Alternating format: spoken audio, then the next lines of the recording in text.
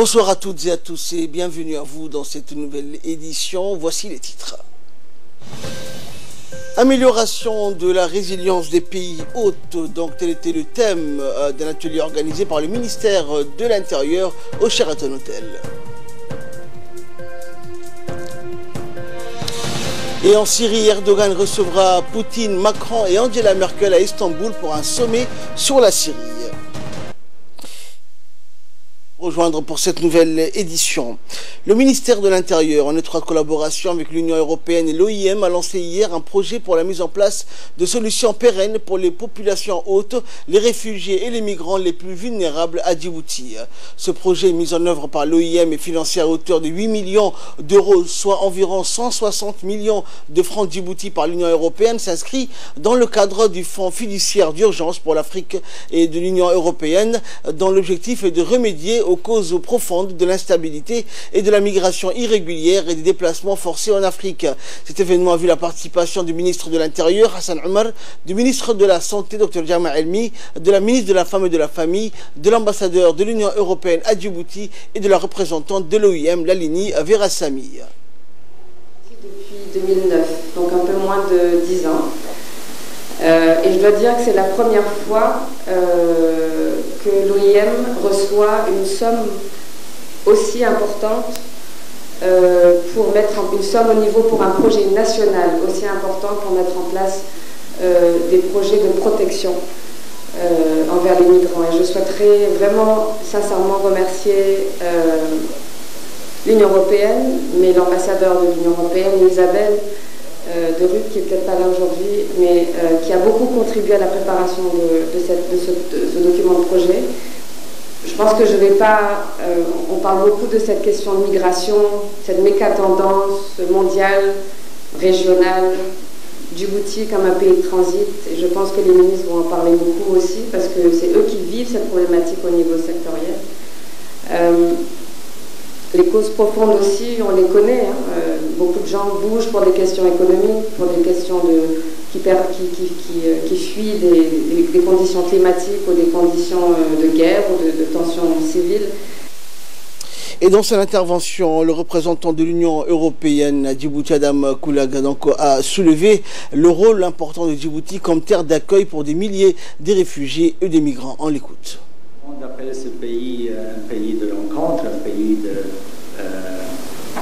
une île parfois de stabilité dans l'océan d'instabilité, mais c'est avant tout un pays d'accueil dont l'identité vraiment a été bâtie sur l'accueil des gens, de ceux qui ont besoin de l'aide, de ceux qui ont besoin de paix, de ceux qui ont besoin de stabilité, de ceux qui doivent quitter leur maison pour de différentes raisons, en recherchant la meilleure vie, en recherchant l'emploi, en recherchant parfois un paradis qui n'existe pas.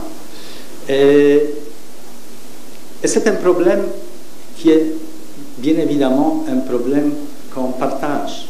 L'Union européenne, les pays de l'Afrique, les pays de la Corne, nous avons tous ce problème. Bien évidemment, nous avons un peu plus d'expérience, comme le pays de l'Union européenne, mais le problème est là. Et pour sa part, la ministre de la Femme et de la Famille, Moumina Ahmed Hassan, est revenue, quant à elle, donc, sur l'amélioration des conditions de vie des enfants des rues, qu'ils soient djiboutiens, réfugiés ou migrants. C'est un honneur pour moi d'être présente et de m'exprimer à cette cérémonie officielle de lancement du projet Solutions pérennes pour les populations hautes, réfugiés et les migrants les plus vulnérables en République de Djibouti, financé par l'Union européenne avec pour mise en œuvre de la part du gouvernement de la République de Djibouti et l'appui étroit de l'OIM. Nul n'ignore que dans le monde qui bouge, la migration est inévitable, mais néanmoins on peut encadrer cette immigration pour la rendre sûre, régulière, coordonnée et surtout protéger cette population cible, cette population vulnérable qui se déplace. Comme vous le savez, la République de Djibouti connaît une migration mixte. Qu'est-ce que j'entends par mixte? Ce sont des demandeurs d'asile, des réfugiés, des migrants irréguliers, réguliers, personnes déplacées. Les vulnérabilités des catégories de cette population et mixtes et variantes aussi. Conscients que les enjeux liés à cette catégorie de population vulnérable et surtout sous le leadership du chef de l'État, Son Excellence M. Ismaël Omar Guelleh, le gouvernement de Djibouti a mené plusieurs actions et initiatives visant à protéger les personnes vulnérables comme les femmes et les enfants, migrants et les réfugiés en République de Djibouti. Ces actions cette volonté politique a été concrétisée, actée par la sensibilité du ministre de l'Intérieur. Comme vous le savez, courant ces dernières années, plusieurs lois protégeant ces populations ont été adoptées et approuvées par la République de Djibouti. Et pour le ministre de l'Intérieur, une meilleure condition sanitaire et offre de santé dans les zones les plus touchées par la migration sont nécessaires pour protéger le droit justement de ces migrants et réfugiés. On écoute le ministre. Ce projet porté par l'OIM et financé par la délégation de l'Union européenne est doté d'un budget total de 8 millions d'euros sur une durée de 3 ans. Mesdames et messieurs, c'est un fait, les flux migratoires sont en constante augmentation partout dans le monde. Ces mouvements humains sont incontrôlables, tant leurs causes sont profondes et protéiformes. Chaque année, la violence, la misère morale et matérielle, les abus en tout genre jettent des millions de femmes et hommes hors de leur foyer. C'est un constat malheureux, mais c'est comme ça.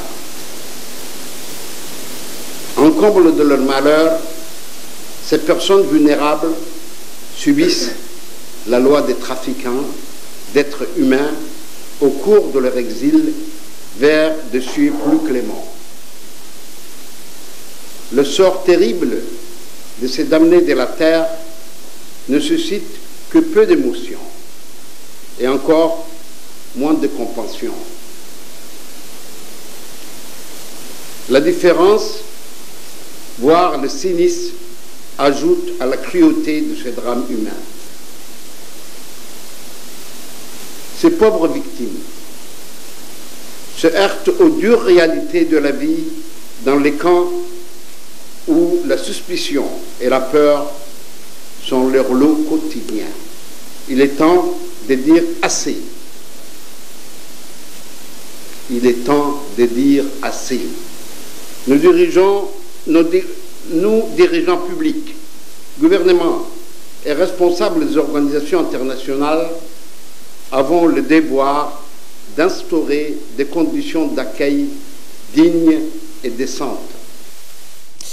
Le ministre de l'Intérieur, de l'Éducation nationale et de la formation professionnelle, Moustapha Mohamed Mahmoud, a présidé donc hier une cérémonie de remise d'ordinateurs portables aux inspecteurs et aux conseillers pédagogiques de l'enseignement de base et moyen. L'événement s'est déroulé au centre de formation des enseignants de l'enseignement fondamental en présence du secrétaire général du MENFOP, de la directrice générale Aïcha Farah et l'inspectrice générale de l'enseignement général ainsi que de nombreux inspecteurs et conseillers pédagogiques. Dans son intervention, le ministre a indiqué que ce don de matériel d'informatique s'inscrit dans le cadre de l'amélioration des conditions de travail du personnel d'encadrement pédagogique et la quête de la qualité des enseignements et apprentissages. L'occasion pour le ministre de revenir longuement sur le grand projet de transformation de l'école djiboutienne et la ferme volonté du gouvernement pour relever le défi d'une école de qualité. Il a rappelé que la transformation de l'école requiert l'engagement effectif de l'ensemble des encadreurs pédagogiques, à savoir les inspecteurs et conseillers pédagogiques, pour accompagner les enseignants dans leur innovation et pour la réussite de nos apprenants. Par ailleurs, le ministre a insisté sur les tâches des inspecteurs et des conseillers pédagogiques. Il a mis l'accent sur leur rôle central en ce qu'ils sont les acteurs principaux de terrain. La formation continue et de proximité doivent être accompagnées de suivi sur le terrain. L'encadrement travaillera dans un esprit d'équipe et dans une culture des résultats, a-t-il martelé. Le ministre a mis l'accent sur l'évaluation théorique et pratique pour atteindre les résultats escomptés. Tout le monde sera évalué en fonction des résultats. C'est dans la franchise et la sincérité avec soi-même et avec les autres qu'on pourra avancer ensemble et atteindre nos objectifs. Inch'Allah, on espère que on pourra continuer dans cet élan de recherche de la qualité constant. La deuxième édition du Forum ministériel africain sur l'habitat et le développement urbain, FORMADU, co-organisé avec le Maroc, le Sénégal et l'ONU Habitat, s'est tenu à Dakar au Sénégal du 16 au 17 octobre. Le FORMADU constitue un mécanisme de concertation entre les responsables africains et un instrument renforcement du partenariat Sud-Sud. Notre pays a été représenté à ce forum de haut niveau par la ministre déléguée auprès du ministre de l'Habitat, de l'Urbanisme et de l'Environnement, chargée du logement, Amina Abdi Aden, accompagné du directeur de l'agence de réhabilitation urbaine et de logement social, du sous-directeur de l'aménagement du territoire et de l'urbanisme et des cadres de la RULOS. Cette deuxième édition du FORMADU, dont la cérémonie d'ouverture a été présidée par le président sénégalais Macky Sall, a eu pour thème principal l'Afrique met en œuvre le nouvel agenda urbain, ville africaine et intégration urbaine. Invité comme panéliste à la première plénière sur le renouvellement et la mise à niveau urbain, la ministre du Logement donc a présenté l'expérience de notre pays pour remédier aux défis de l'habitat précaire à travers le programme présidentiel initié par le chef de l'État appelé Programme Zéro Bidonville. Les travaux de ce forum de haut niveau se sont achevés par l'adoption de la feuille de route de Dakar qui constitue la mise en œuvre effective du nouvel agenda urbain initié à Quito en 2016 avec ONU Habitat. Cette feuille de route dite de Dakar sera une proposition d'action commune des pays africains pour Quito +5. Le conseiller de l'ambassade du Japon, Takanari Kakuda, a assisté le 17 octobre dernier à la cérémonie de signature des procès-verbaux des réunions concernant le lancement du partenariat de SATREPS, partenariat de recherche scientifique et technologique pour le développement durable à Djibouti. La signature a été effectuée entre Dr Jama Mohamed Hassan, le président de l'université de Djibouti, et Makoto Asai, le chef de délégation du SATREPS au ministère des Affaires étrangères et de la coopération internationale. Et donc le SATREPS est une initiative de diplomatie scientifique et technologique destinée à promouvoir la recherche internationale conjointe en utilisant les sciences et technologies avancées du Japon. Le projet du SATREPS à Djibouti sera financé conjointement par la JICA, l'agence djiboutienne de coopération internationale, et la JST, l'agence japonaise pour la science et la technologie. Les équipes de chercheurs nippo-djiboutiens, dans le cadre donc du dit projet, visent donc à établir une cartographie à 3 dimensions du système hydraulique de Djibouti pour réaliser une utilisation plus efficace des ressources en eau. Coup d'œil à présent sur les activités donc de l'hôpital régional d'Ali Sabié. Depuis son ouverture par le président de la République Ismaël Omar Guelleh, l'hôpital Dr Ahmed Absi Warsama connaît depuis 2 ans un bilan positif des activités de prise en charge spécialisée de la médecine générale. Ce niveau d'activité démontre la dynamique portée par les équipes médicales, les soignants, et notamment avec l'arrivée dans la région Assadioug d'un contingent de 14 médecins, dont 8 médecins cubains en 2016, qui a permis de diminuer fortement le nombre croissant de transferts de patients des régions donc du sud vers les régions de la capitale. Ainsi, donc, le nombre de transferts a fortement diminué en passant de 180 en 2016 à 15 en 2018. Cette stratégie voulue par le président de la République était de désengorger les hôpitaux de la capitale et de permettre de soulager la souffrance des malades transférés à Djibouti et plus particulièrement les femmes enceintes et les enfants âgés de moins de 5 ans. À l'instar des autres hôpitaux du pays, donc, l'hôpital d'Ali Sabié dispose d'une ressource humaine qualifiée, mais aussi d'un plateau technique adéquat et moderne. Les spécialistes les spécialités médicales offertes par cette structure médicale sont l'ophtalmologie, la chirurgie viscérale, l'orthopédie, l'ORL, la stomatologie, la gynécologie et l'anesthésie. En plus des activités des postes de santé, l'hôpital régional organise régulièrement des activités d'équipe mobile pour offrir des prestations de soins à la population rurale de la région. Également dans l'actualité, dans le cadre d'un nouveau plan de travail communal, ainsi que la nécessité d'identifier, d'analyser les voies réciproques pour une collaboration collective entre les élus locaux, le président de la commune de Balbala, Ouabeni Nour, a convoqué dans la journée d'hier au sein du complexe Al-Rahma l'ensemble des conseillers communaux de Balbala pour la tenue de séances de travail en session ordinaire du 3e et 4e trimestre 2018. La dite réunion reste pour l'ensemble des élus locaux de Balbala un tournant de leur mission au sein de la population locale de Balbala avant de pouvoir joindre la parole à l'action commune pour participer et redynamiser la commune et notamment améliorer les conditions de vie des habitants de Balbala. Au cours de cette assise, les conseillers communaux ont abordé à tour de rôle les différents points à l'ordre du jour et se sont bien évidemment penchés sur la manière la plus subtile de collaborer afin de faciliter et de sensibiliser la population locale. Et aussi, nous avons essayé de créer on parlait de créer de différentes commissions pour pouvoir faciliter les différentes tâches quotidiennes de la commune. Donc pour ça, déjà, j'aimerais remercier également au président de la commune qui a tenu, et dirigé cette réunion et tout s'est bien passé.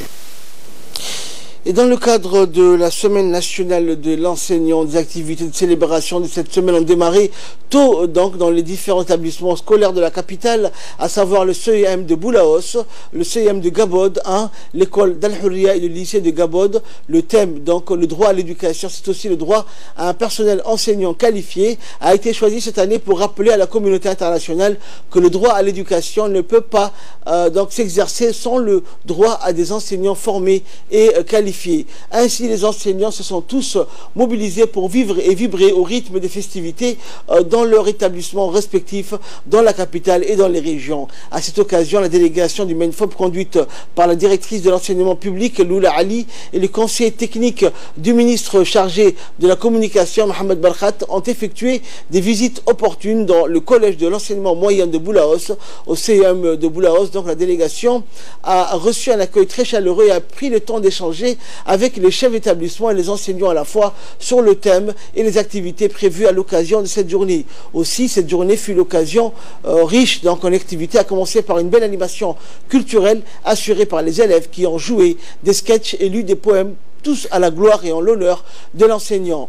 Les hauts responsables du MENFOP ont ensuite pu apprécier les innovations et les efforts pédagogiques et administratifs qui ont été entrepris dans les différentes écoles visitées. Visiblement satisfait de ce programme varié et festif, la délégation a saisi cette occasion pour faciliter et féliciter les enseignants pour leurs remarquables prestations. Par ailleurs, pour marquer cette journée, la célébration de la journée mondiale de l'enseignant, une dizaine d'enseignants du CEM ont participé à un don de sang au profit de leurs concitoyens, un geste louable et noble de leur part pour sauver des vies humaines. Et comme à l'accoutumée également, le lycée de Dikil donc a organisé en collaboration avec les parents d'élèves une cérémonie de célébration de la journée mondiale des enseignants mardi 16 octobre dernier. En effet, le thème retenu cette année, le droit à l'éducation, c'est aussi le droit à un personnel enseignant qualifié, va de pair avec le cadre unique des professeurs instauré, ainsi que toutes les actions menées visant donc à renforcer les compétences professionnelles de nos enseignants. En outre, plusieurs activités ont été présentées pour cette journée, notamment le sketch, des danses traditionnelles, des poèmes en français, en anglais et en arabe. Nous remercions donc infiniment le préfet adjoint, a indiqué donc le responsable du ministère de l'Éducation nationale pour la région de Dikil.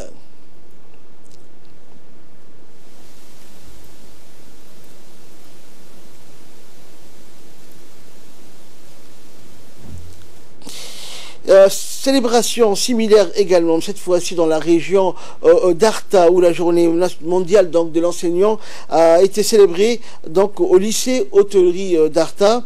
honorer cette cérémonie donc de leur présence des autorités locales et de la région, le premier adjoint du préfet donc et la vice-présidente du conseil régional, le chef de service régional de l'éducation et inspecteur également de la région, des enseignants, des parents, notables et autres invités. Cette cérémonie riche en couleurs s'est déroulée dans une ambiance festive. Plusieurs donc cérémonies, danses traditionnelles et sketchs ont eu lieu durant cette journée. Connaissant, comme chaque année à cette période, célébrons et honorons nos enseignants dans notre pays comme à travers le monde durant cette journée mondiale des enseignants, journée qui témoigne de la dignité particulière de ce métier. Et en nouvelle du monde, à présent, avec Samatar Saïd. Bonsoir Samatar. Bonsoir Ahmed, bonsoir à vous. Alors le président turc Erdogan recevra Poutine, Emmanuel Macron et Angela Merkel à Istanbul pour un sommet sur la Syrie. Eh bien, Ahmed, ce sommet portera notamment sur la situation de Idlib, dernier grand bastion de l'opposition en Syrie, et sur le processus politique censé aboutir à un règlement au conflit qui ravage le pays depuis 2011. Eh bien, Ahmed, la France entend prioritairement favoriser le maintien du cessez-le-feu dans la province d'Idlib afin d'éviter une autre catastrophe humanitaire et une nouvelle vague massive de réfugiés et le lancement effectif d'un processus politique inclusif. La Russie, alliée du président Bachar al-Assad, et la Turquie, parrain des rebelles, ont scellé le 17 septembre un accord portant sur l'instauration d'une zone démilitarisée séparant les territoires insurgés d'Idlib et du secteur avoisinant tenu à Ahmed par Damas. Et en Afghanistan, ce matin, les élections législatives ont été repoussées d'une semaine à Kandahar.